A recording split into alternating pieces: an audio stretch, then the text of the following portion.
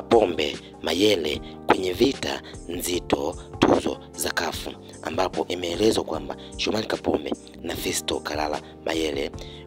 hawajakutana uwanjani tangu Mayele alipojiunga na timu ya Pyramids ya Misri, ambapo hiyo ilikuwa ni mwaka 2023 akitokea Yanga.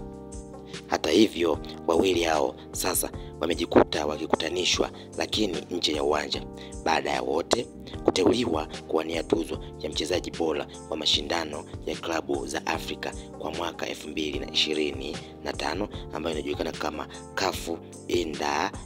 Inter Club. Katika orodha iliyotolewa na CAF ya wachezaji 10 wanaowania tuzo hiyo, Mayele na Kapombe wametaja mchango ambao wawili hao wameutoa kwa klabu zao katika msimu uliopita umeonekana kuwabeba na kuwafanya waingie katika kinyang'anyiro hicho.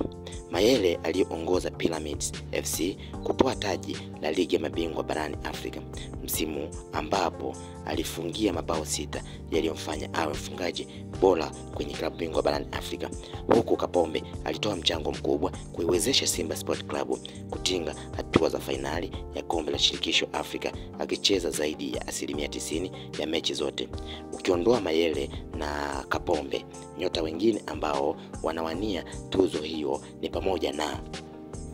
pamoja na Osama Lamlai kutokea Morocco, lakini mwingine ni Mohamed Jiba kutokea Morocco, Mohamed Himeta mwenyewe kutokea Morocco, lakini Misri anatoka Ibrahim Adelo, na Misri huko anatoka mwingine ni Imam Ashrom, lakini kutoka Kongo anatokea Fiston Kalala Mayele. Huyu ndio mshindani sahihi na aliyekutanishwa na Shomari Kapombe, lakini mwingine kutokea Algeria ni Issoufou Dayo, na mwingine ni Bright Troy, na mwingine kutokea ni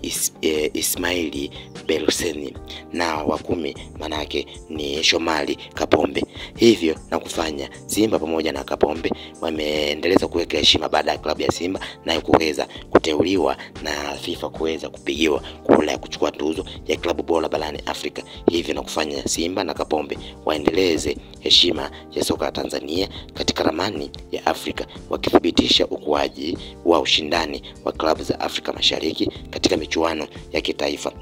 ya kimataifa. Hivyo na kuwafanya Simba wajione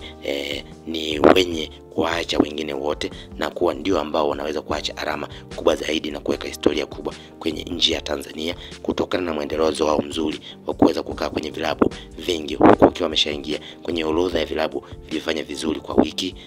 ambavyo vimetolewa na mtandao mmoja wa CAF.